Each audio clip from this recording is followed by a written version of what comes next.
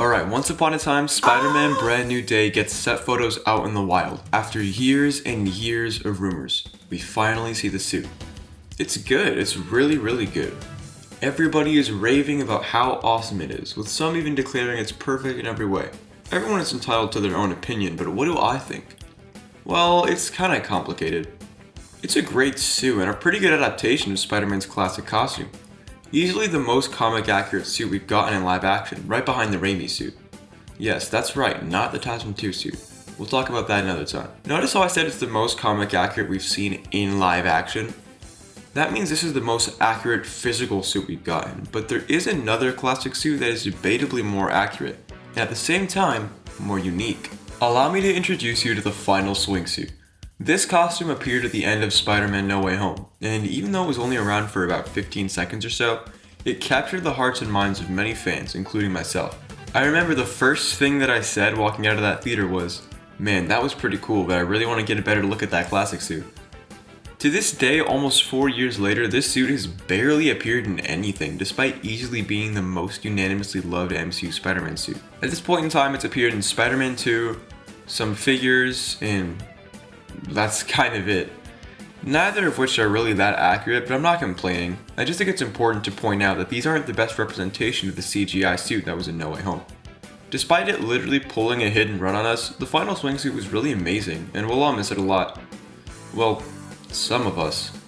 You see, ever since its handsomer little brother appeared out in the wild, people have been lining up at his doorstep instead. And I remain one of the few final swing truthers left. Now, as you can probably tell, I clearly like one of these suits more than the other, despite the fact that they're both amazing and very well designed for the most part. I don't want to see anybody in the comments say that I'm hating or anything like that. I'm simply comparing two kinda similar designs and explaining why I like one over the other. But who am I kidding? This is the internet. Someone will always be there to complain. Anyway, before I tell you why I prefer the first suit, let us take a bit of a gander at our subjects here. We're going in chronological order, which means first, we're talking about the final swingsuit. This suit is red and blue, and unlike Tom's last red and blue suit, the blue is actually visible in normal lighting. In fact, it's a lot more than visible, it's shiny. This is easily the most attractive thing about this costume. I mean, just look at it, it's so pretty in motion. We've never had a Spider-Man suit with this unique of a fabric texture before. Speaking of texture, the blue sections inherit the line pattern from the Far From Home suit. Some people are highly against these patterns, and I guess I understand. The random lines thing is getting pretty old at this point, and it seems like there's no rhyme or reason for the lines to be shaped this way. Just one or two or even a few would have been fine. But I'm here to tell you that they do have a purpose, and in my opinion make the suit a lot better. Remember how the lines made the suit shiny in Far From Home? Well, it's the same case here. The fabric underneath is slightly less shiny, but then the lines give it an extra shine that not only looks stunning, but gives the blue section some added texture and depth. Do I wish the lines weren't so random? Yeah. Could Peter afford to make any of these? Nope. But I'd be lying if I said the design was better without them. The blue being shiny actually makes it more accurate since it mimics the shading style that's commonly used on Spider-Man in the comics. Very cool. It also has red soles. Being accurate isn't everything of course, but it's nice that the suit is paying close attention to its roots. Then we move on to the red sections. The red mostly follows the same formatting that his previous MCU suits had, which is a good thing because these suits were designed with Tom Holland's body shape in mind. A short king like Tom needs a costume that keeps his physique present in its design, which this suit does. This will become a problem later. I've always found the belt on this suit very nice. It's pointed as it should be, and I think the little diagonal parts before the belt goes upward look really nice and modern. As we move up to the chest, we see a bronze spider emblem.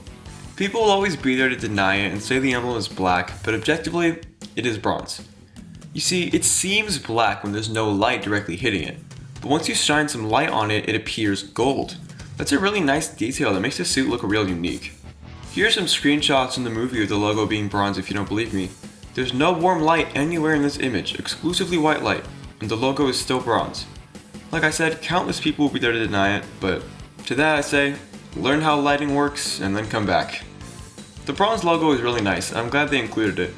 The mask is pretty boring honestly, it's just the same lenses as before, but this time the web pattern is not wired, and instead it's more like how it should be. And it's also indented into the fabric.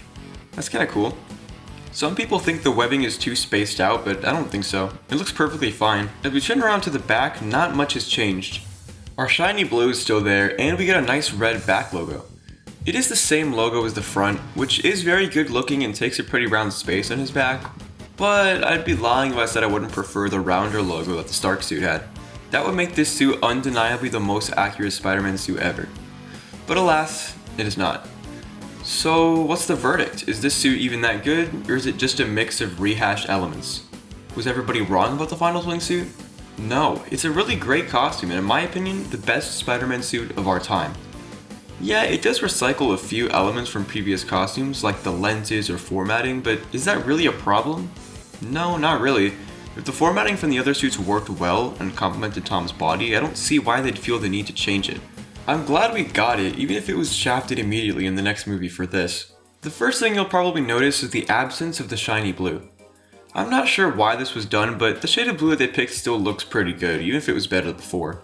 They have this nice brick pattern which is kinda shiny and makes the fabric pop. Reminds me of the colors and textures in the TASM 2 suit. The webbing is raised as well, which is really cool. I was never really a big raised webbing fan, not that I didn't like it, but just because it didn't really make or break a suit for me.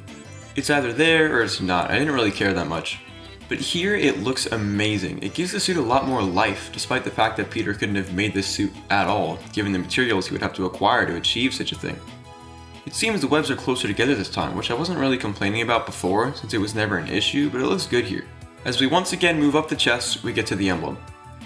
Wow, that's really low.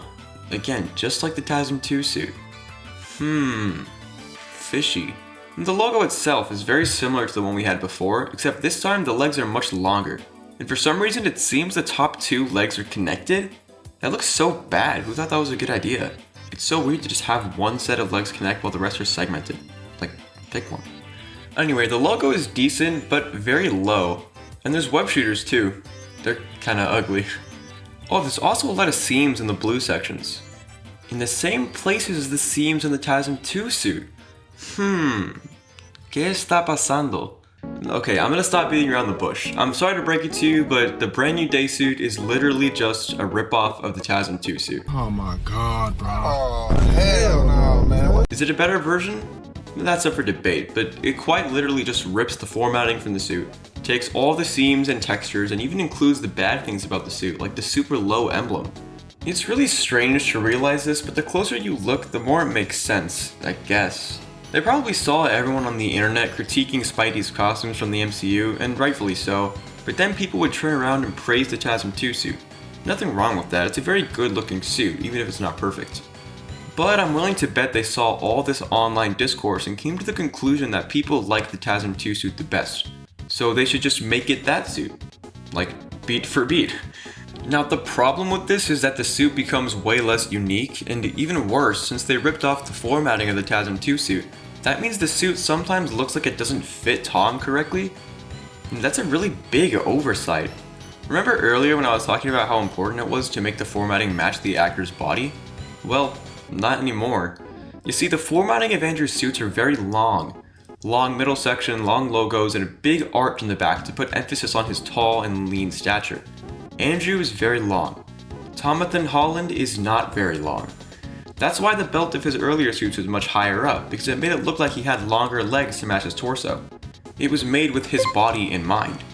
Since this suit's formatting was made with Andrew's body in mind, all those long elements are carried over to Tom's stockier stature, and as a result, at some angles the suit looks like it doesn't fit him properly. Specifically when he's standing upright. Looking at the suit long enough you kinda start to forget, but when you place the suits side by side, it becomes very apparent that this suit wasn't designed with Tom in mind. That's the consequence of just ripping off a suit that was made to complement somebody else's body type. But besides the formatting, the suit looks very good. It's an amazing costume despite its few problems. I'm very excited to see how it looks on screen, but I just can't shake the feeling that this is somewhat of a downgrade compared to what we had before. It takes away all the unique things about the final swingsuit. The bronze logo, the shiny blue, and the indented webbing. And now what we're left with is a suit that's still really good, but it's only good because it's ripping off another suit that was already really good. Instead of trying to be something new and fresh. It does have elements that make it feel fresh, don't get me wrong, but it's only fresh in comparison to what we had before in the MCU. Once you realize it's just the TASM 2 suit, the uniqueness kinda wears off. According to this poll of 750 votes, 86% of people that participated prefer the brand new day suit as opposed to the final swingsuit. That means only a whopping 14% prefer the final swingsuit. And that's kind of baffling to me. I'm sure there is some recency bias involved, but a lot of people genuinely like this suit better. I'm really glad we have this suit. It's not over-designed in any way and genuinely looks super awesome. Finally, the MCU Spider-Man has a costume with no extra lines or random shart everywhere. But it's simply not as unique or interesting as the final swingsuit. It took what was unique about the previous MCU Spider-Man suits and brought that over, instead of trying to be something that it's not.